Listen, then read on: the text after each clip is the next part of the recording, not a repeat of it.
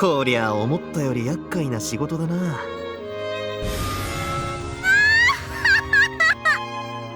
そうでしょそうでしょ。真相を知らない連中は好き勝手にデタラメな物語を作ってると思ってるでしょうけど、とんでもない。ベアとのゲーム版のしっちゃかめっちゃかなルールの帳尻を合わせながらシナリオを一本まとめるってかなり大変なんだから。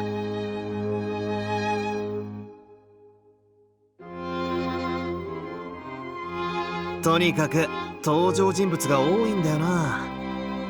そいつら全てにある程度の出番を与えながら話を進めるってのはディレクター的というかプロデューサー的というかかなり難しい注文だよな。まあそこは割り切るべきよね。何しろ今やキャラは学校の一クラスより多いんだから。それ全部に平等に出番を与えてたらわけわかんなくなっちゃうわ。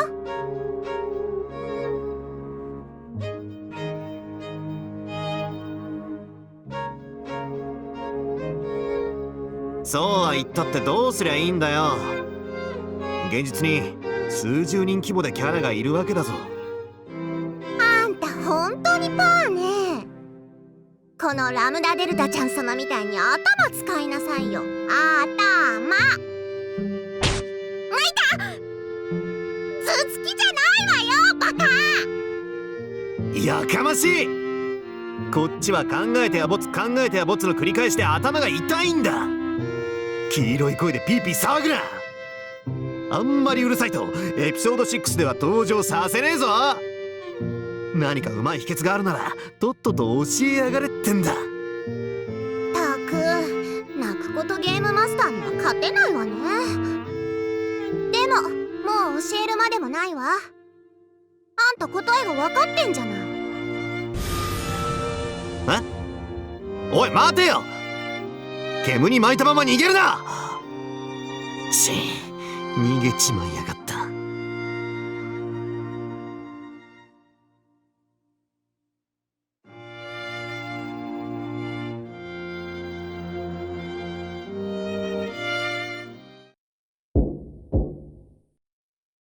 あいよ、空いてるぜ。モナカも羊羹もいらねえからシナリオのネタを持ってきてくれ。バトラー様、お忙しいところ失礼いたします。おお、源氏さんか。と思ったら熊沢のばあちゃんに郷田さんに南條先生まで。使用人大人勢一同って感じだな。バトラ様、ご無沙汰しております。郷田でございます。次のシナリオのネタをお探しでしたら実に好都合でございます。なら私たちはバトラさんの力になれると思います。本当に幸いだった。なんだか知らないがネタやアイデアなら大歓迎だぜ。何それ、重箱？中身は？頭をお使いだと糖分が欲しくなるもの。郷田がバトラ様への差し入れにと腕を振るいました。バトラ様は洋菓子はお嫌いだったでしょうか。そうでしたらこの郷田とんだご無礼を。とんでもないとんでもない。バトラ様は羊羹からプリン、杏仁豆腐まで何でもお好きでいらっしゃいますものね。だいぶ苦労されていると聞きましてな。この辺で一服も良いかと思いまして。医学を紐解くまでもなく集中力を維持するためにも休憩は大事ですぞ。それでは配膳を失礼させていただきます。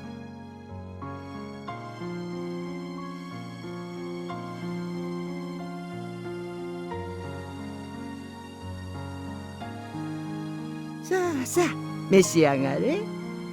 この老いぼれでよろしければあんでもいたしましょうか。うっははははは。俺だけで食べちゃ申し訳ないぜ。みんなで食べよう。お、紅茶まで出てくるのかよ。気が利くな。どうぞバトラ様。私は長く親方様とベアトリーチェ様にお仕えしておりました。ですからゲーム版の物語を紡ぐのがどれほど大変なものかよく存じ上げております。バトラさんがゲームマスターに就任されてからお祝いもしておりませんでしたからな。年寄りたちのおやつ持参の表敬訪問とでも思ってください。そんな年寄りなんて。俺は人生の先輩方をないがしろになんてできねえぜ。さあさあ、食べよう食べよう。合田さんもそんなかしこまらなくていいから一緒に食べようぜ。ありがとうございます。それでは私も失礼して。役得役得。ああ、おいち。ほっぺが落ちちゃいそう。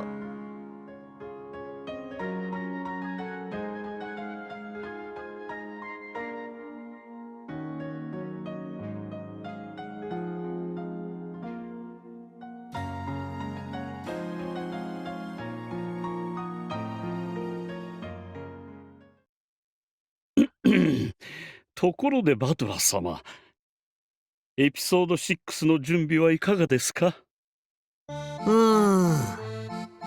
それがさっぱりでな。さっきラムダデルタにもぼやいたんだが、このゲームは登場人物が多すぎる。そいつら全員にちゃんとした出番や見せ場をあげたいと思ってるんだが、それを一本のシナリオにまとめるのが難しくて。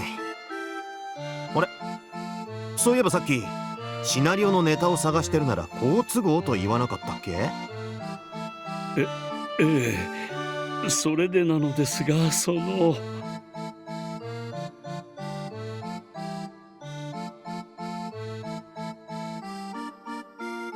バトラ様は今回の人気投票の結果はご覧になりましたか？有志主催人気投票だろ。俺が人気第1位で、いや照れるぜ。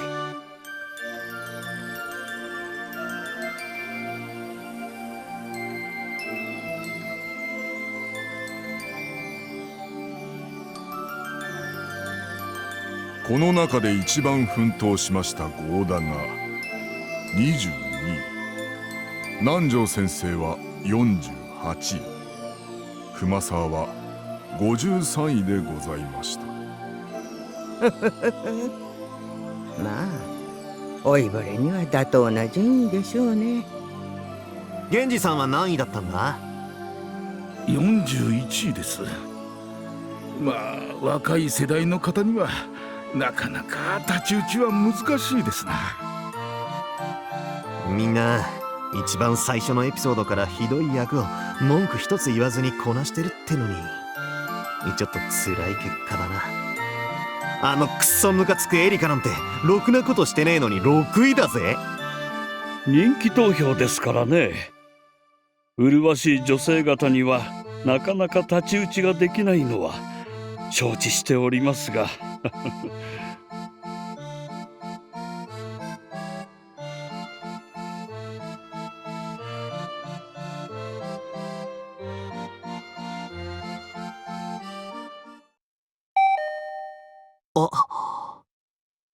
俺は何をボケてるんだよ。ゲームマスターは俺じゃねえか。ならみんなが人気アップできるように出番や見せ場を増やせばいいってことじゃねえか。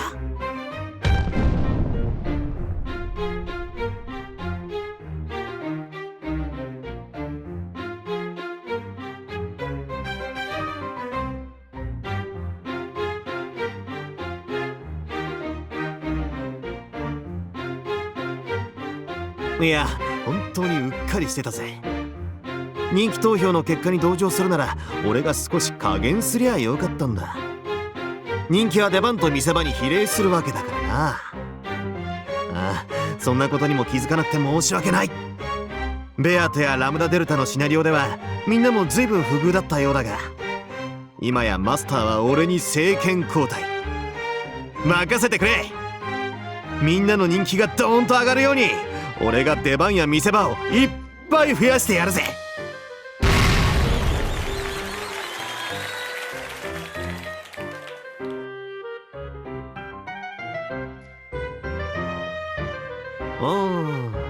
じゃあ逆に質問だな。どんな見せ場が欲しい？美味しいデザートのお礼だ。どーんと俺が叶えてやるぜ。でしたらぜひとも私は厨房で大活躍ということで。そりゃもちろんだぜ。でも料理だけの活躍じゃ事件後に見せ場がないぜ。いえいえ、お任せを。何しろ私はパティシエ界のアクションスター。厨房でなら負けないと台所用品で大バトルとかいかがでしょう。直前のシーンまではへたれていて、厨房に追い詰められ料理道具をけなされて怒りの力で覚醒逆転。おお、若者向けっぽいですな。決め台詞は台所でなら負けないぜではいかがでしょう。悪くねえな。群がるヤギどもをコック坊のゴーダさんが合気道の技でバッタバッタ。そこに熱いバトル曲がかかれば脳汁溢れっぱなしだぜ。よし、決まりだ。ゴーダさんには必ずかっこいいバトルシーンを用意するぜ。おお、ありがとうございます。ありがとうございます。熊沢のばあちゃんはどんな見せ場がいい？やはりあれか？いろいろな重要シーンをいつも扉の隙間からこっそり目撃してるパーフェクト使用人か？私はやはり年齢と経験を生かした役割が一番ぴったりかと。豊富な人生経験から現場の違和感をいち早く察知して事件解決の鍵を握る。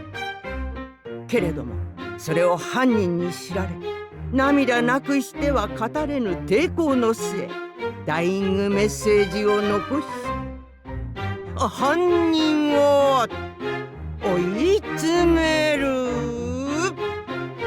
ベベン。そりゃ渋いな。いただきだ。熊沢さんはそういう役にしよう。殺される役ってのは見せ場も作りやすいからな。熊沢さんが倒れるシーンでは銀幕を涙で曇らせてやるぜ。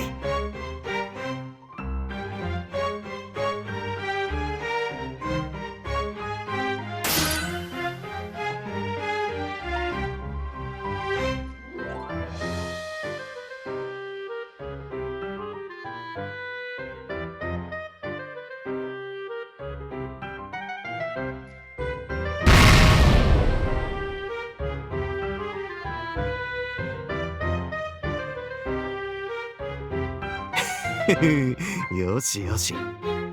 今回は使用人大人生が大活躍。豊富な人生経験と老快な知恵で1000年の魔女たちを打ち破るてな展開にしよう。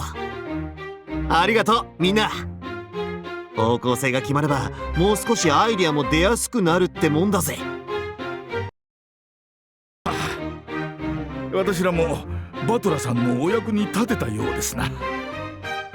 それでは私たちはこの辺でおいとまいたしましょう。これ以上居座っては執筆のお邪魔でしょうから。ああ、気を使ってくれてありがとうな。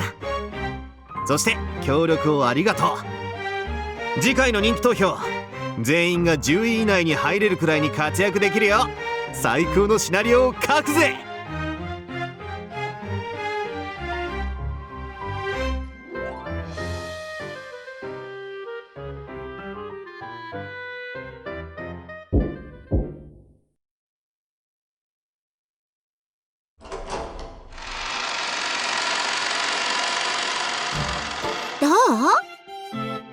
新しいシナリオ進んじゃったりしてる？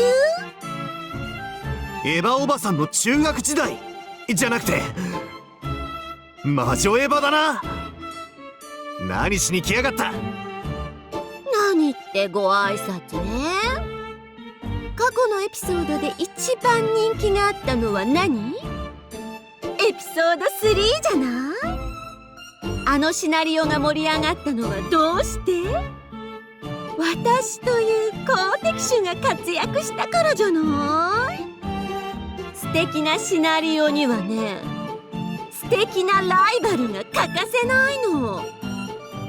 それに私、こう見えても前回人気投票は第8位。エピソード3以降ほとんど出番がないにもかかわらずのトップ10キープはさすがだと思わない？あんたさえ良ければエピソード6にも登場してあんたを盛り上げてあげてもいいんだけど無理しないで登場させちゃえば。いや、いい。ライバルは間に合ってるし。どうしてよ。ムカつくライバルっつう意味では十分にもう間に合ってんだ。たちの悪さも変態度もお前さんをはるかに上回ってるぜ。何よそれ。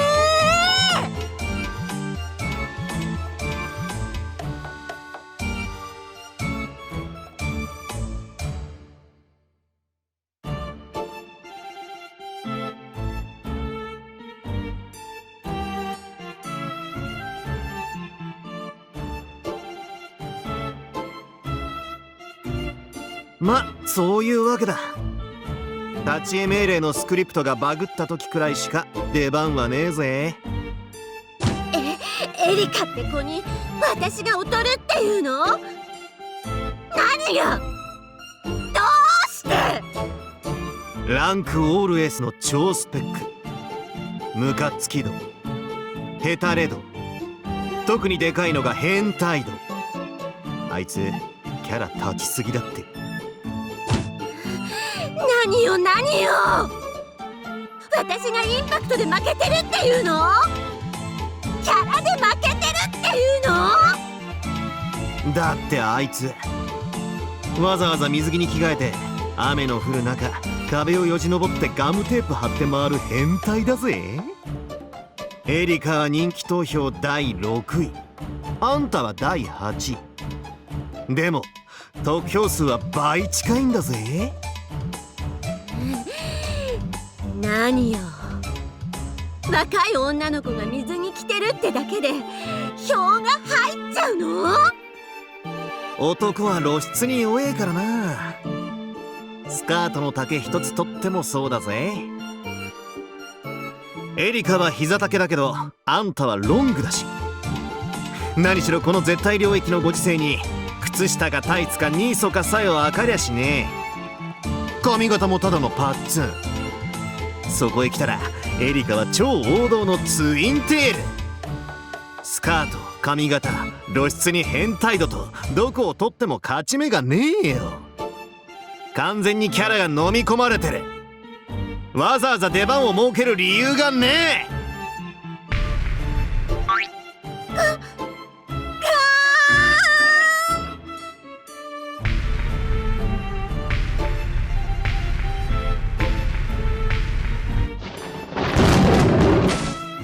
そんなの困るわ。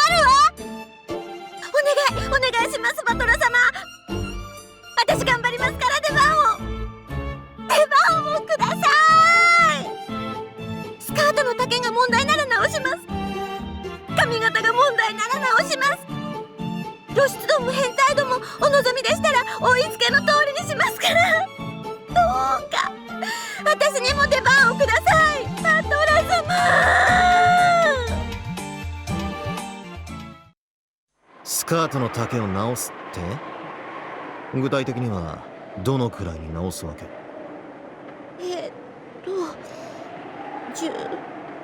10センチ。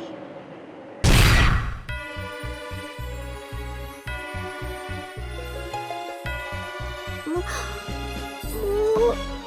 10センチ。そろそろ膝くらい出てきた？それくらいでいいのかな？もっと短くして。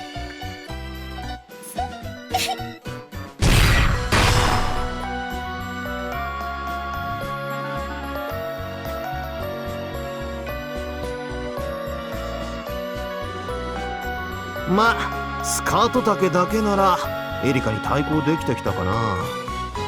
髪型は？ウィッグをかぶってツインテールにします。露出度と変態度は？えへへへへ。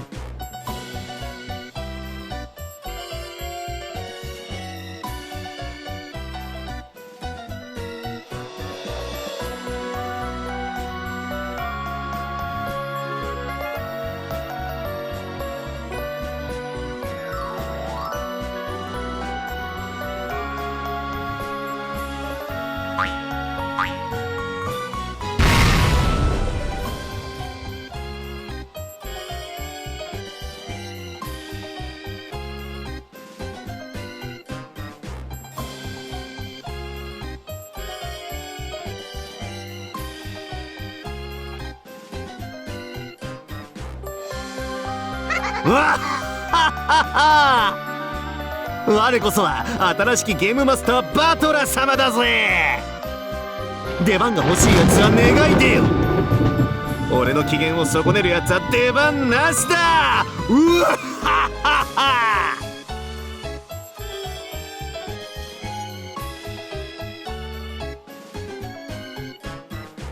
いいよバトラー、俺たち家族だもんな。出番はあるよね。物語もいよいよ後半。人間の反撃だもの。私たちも張り切ってるわ。キリエさんはともかく親父はどうしよっかな。そんなこと言うなよ。ほら、お前の好きなもんは何でも買ってやるから。これからは心を入れ替えていいパパになるからな。頼むから。キリエは名探偵で大活躍。俺は孤高のアクションヒーローって路線で一つ頼むよ。仕方ねえな。この寛大なバトラ様に感謝しやがるってんだ。その願い叶えて使わす。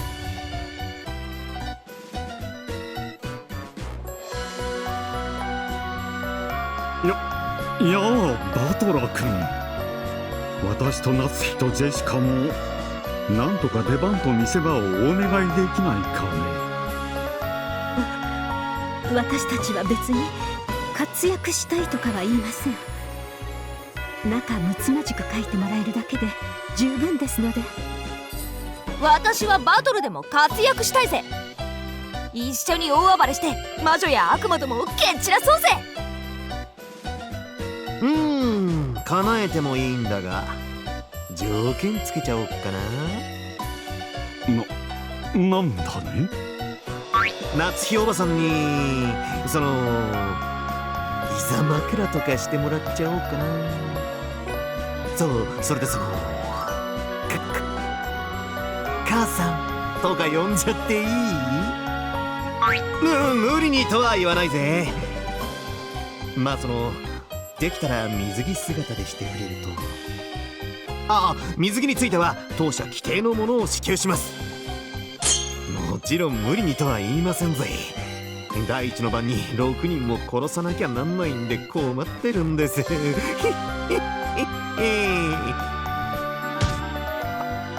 トラてめえ、私の母さんになんてこと言いやがる。無理にとは言わねえんだぜ。何しろ俺はゲームマスター様なんだからな。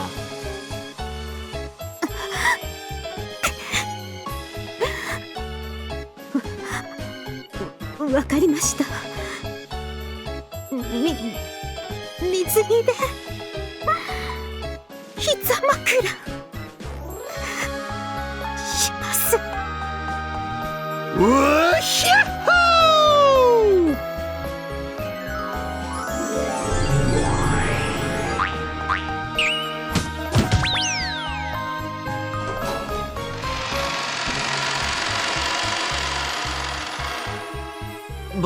僕たち一家も登場にはその条件があるのかな。わしでよければ何でもする。頼むから家族にいい出番をくれたってや。頼む。私と主人の出番はいいんです。でもジョージだけは素敵な出番を与えてやってください。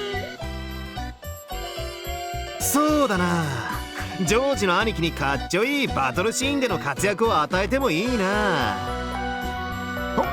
ほんまかいな。バトラ君ありがとうな。ほんまおおきにな。ただしグヒヒヒ、エヴァおばさんを一晩自由にさせてもらっちゃうけどな。そのタユンタユンでグラマラスなけしからんボディでヒヒヒ、水着姿で手料理でも作ってもらって、はいとかしてもらっちゃおうかな。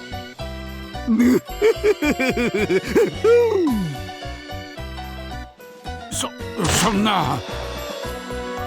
エヴァは堪にしたってや。他のことなら何でも。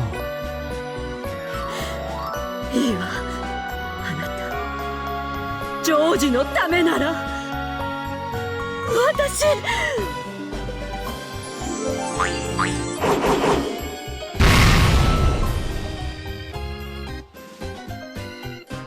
バトラ君、そのマリアにも出番を。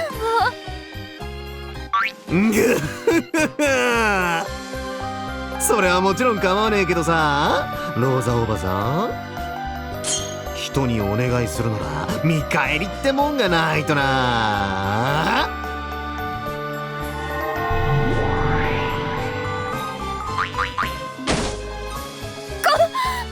これは水着。これを着てどうしろというの。ローザおばさんには水着姿で背中でも流してもらっちゃおっかな。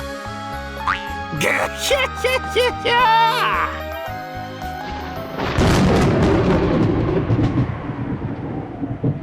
なんということでしょう。バトラ君がゲームマスターの暗黒面に落ちてしまうなんて。ボレボレする暴走ぶりですな。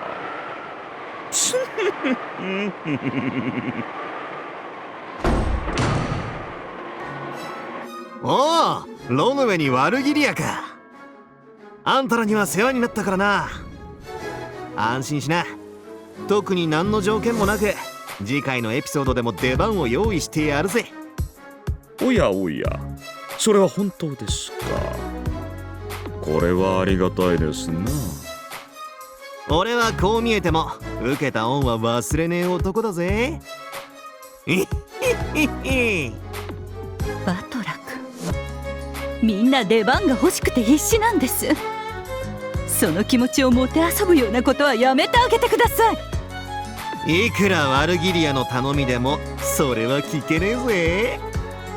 何しろ俺は恩は忘れねえが恨みも決して忘れねえ男だからな。あ、そうそう、ロノウェイ、これ告示文ね、貼っといてくれ。かしこまりました。おや、これは。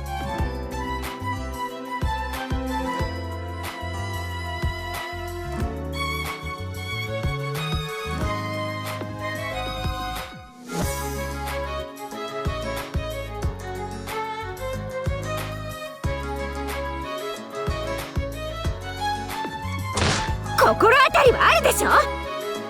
全部ルシネードせいだわ。はーい、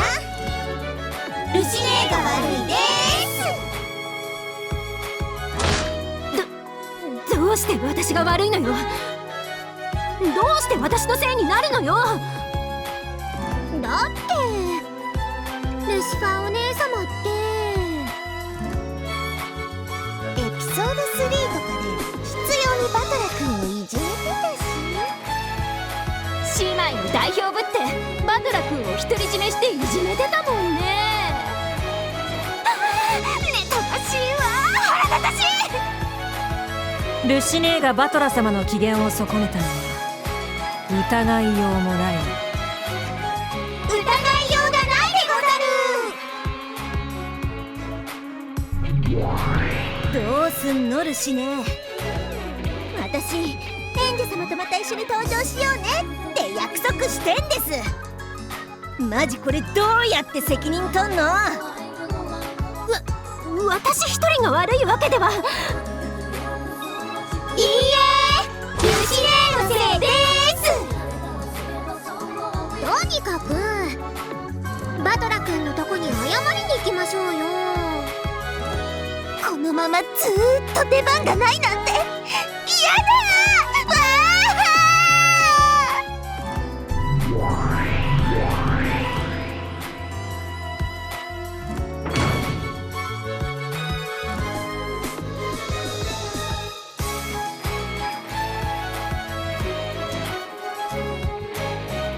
いいよルシファー、まさかこんな日が来るとはな。えっえっえっ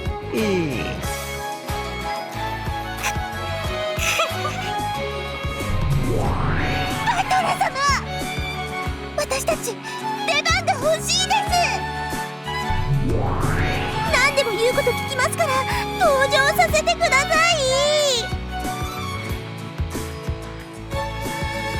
ふむふむ、6人は登場する気があるみたいだが、ルシファーだけはその気がないようだな。あんたに土下座するくらいなら二度と出番がなくたって平気よ。誰があんたなんかにひざまずくもんですか。煉獄の7姉妹は7人でセットだからな。一人でも反抗的なやつがいるならやっぱり出番はなしだな。そんなバトラ様！このバカ姉、あんた一人の意地で私たち全員が迷惑するのよ。ほら土下座して謝りなさいよ。そうそう、額を床にグリグリ押し付けて謝りなさいよ。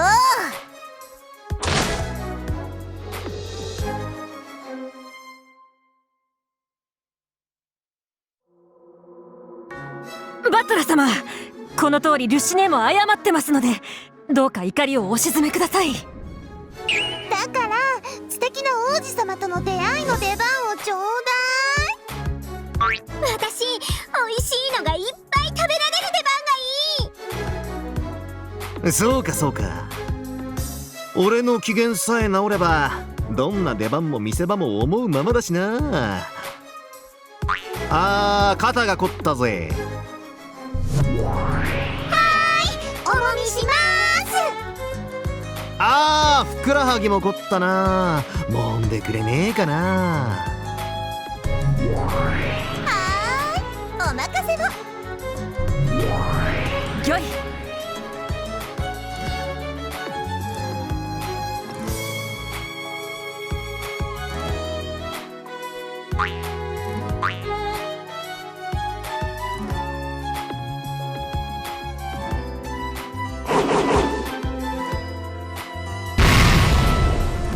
6人の妹たちはともかく、エピソード3でルシファーにはずいぶん世話になったんだよな。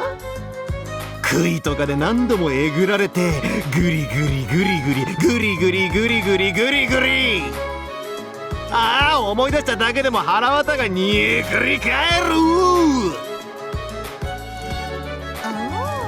でしたら今度は逆にバトラ様がルシネをえぐり返してやったらいいと思います。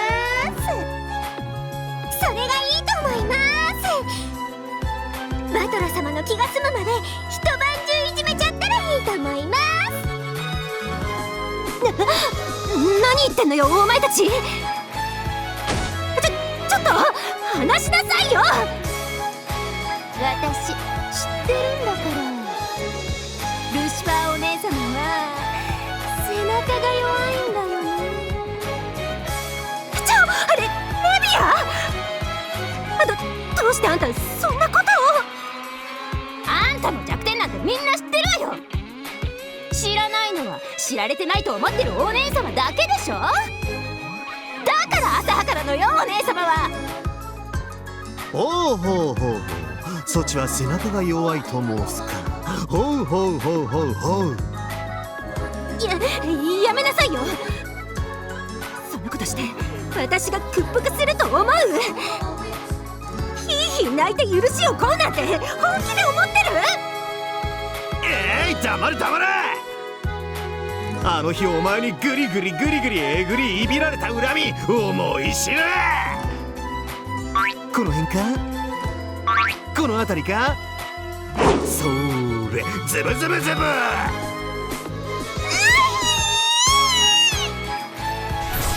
それともこの辺か。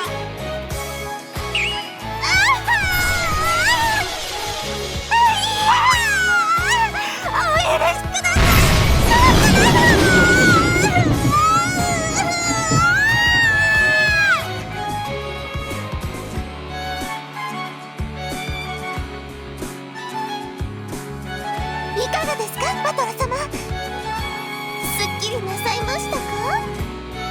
ああ、すっげえすっきりした。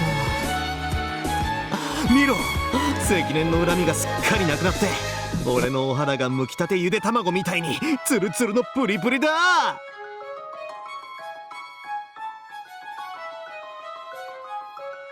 これで私たちにも出番を与えてくださいおう、これまでの恨みはすっきり流したぜ。安心しろ、お前らの出番も安泰だ。うっははは。じゃあ私、素敵な王子様が迎えに来てくれる見せ場が欲しいです。私、美味しいものがいっぱい食べられるやつ。見せ場とかじゃなくてもいいんで、最低でも7回は出番が欲しいです。強敵との戦いと美しい散り際を望んでいます。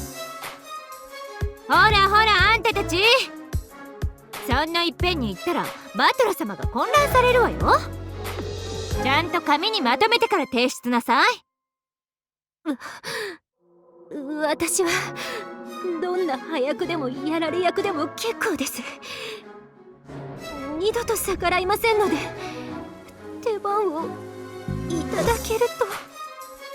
なんだかんだ言ってルシネーが一番目立ってるのが妬ましい。妬ましい。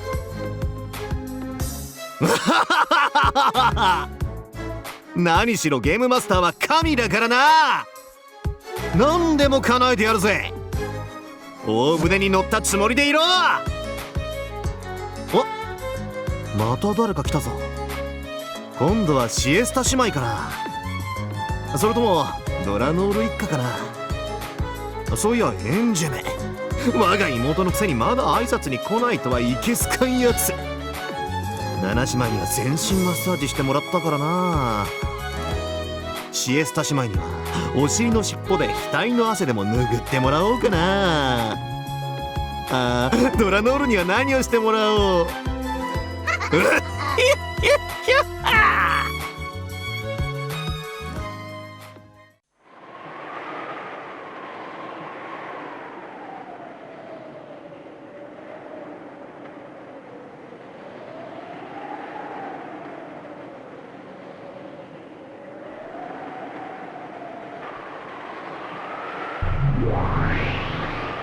失礼します。バトラ君が引き受けた要望を紙にまとめてきましたよ。おう、ワルギリア、サンキュー。どれどれっと。うわ、ずいぶんな数だな。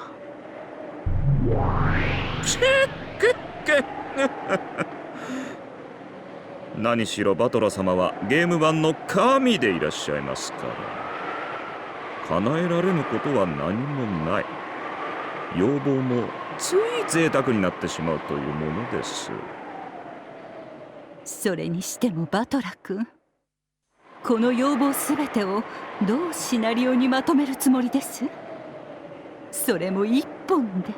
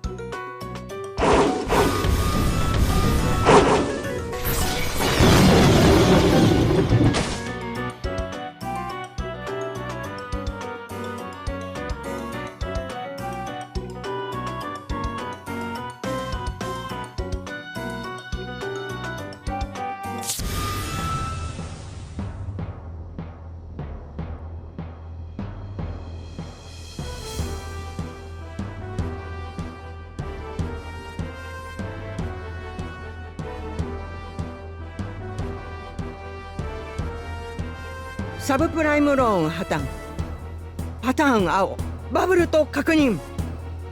大手証券会社活動限界まであと5分。投資家が次々切断されていきます。公的資金注入切断、投資銀行への政府支援を強制排出。ダメです。強制排出できません。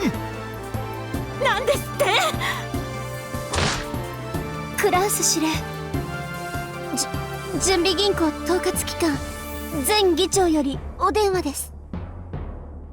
100年ぶりかね。ああ、間違いない。第二次世界恐慌だ。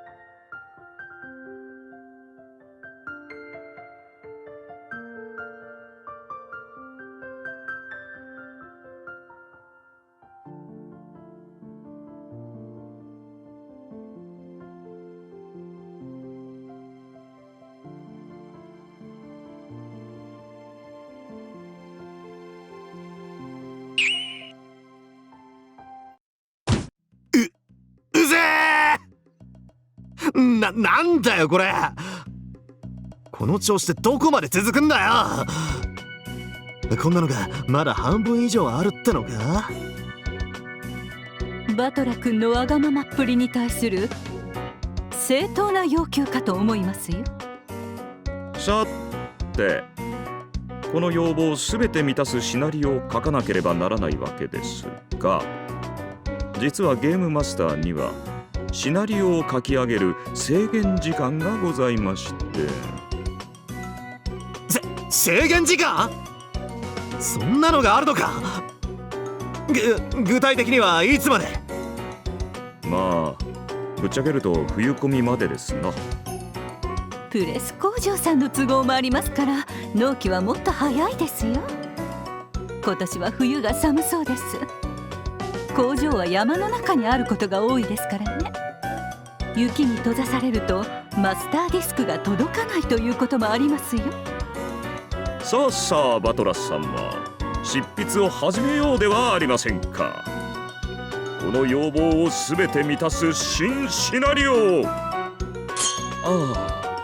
もしもお許しいただけるのでしたら、ぜひ私にワイルドな海賊船船長になって世界の果てまで大公開な見せ場をお許しいただけると嬉しいですな。できたら私も17歳と1000歳記念ライブとかはやらせてもらえたら嬉しいかも。おいおい、声が小さいぞ。後宮バトラからも要望よろしいでしょうか。おや、何でしょう。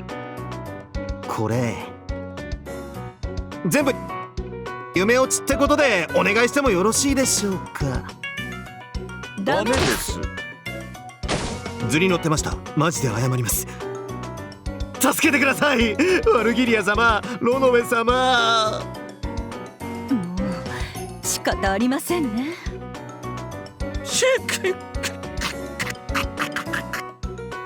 代筆をご希望でしたらもちろんお引き受けいたしますよ。ただしシナリオには私どもの要望も加わりますが、この際何だって構わん。なんでそんな薄気味悪い目で俺を見る。ルドバット、ゴーバット。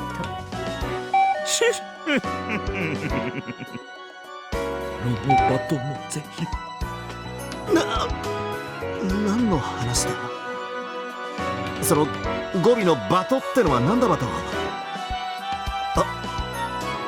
新しい語尾かバト。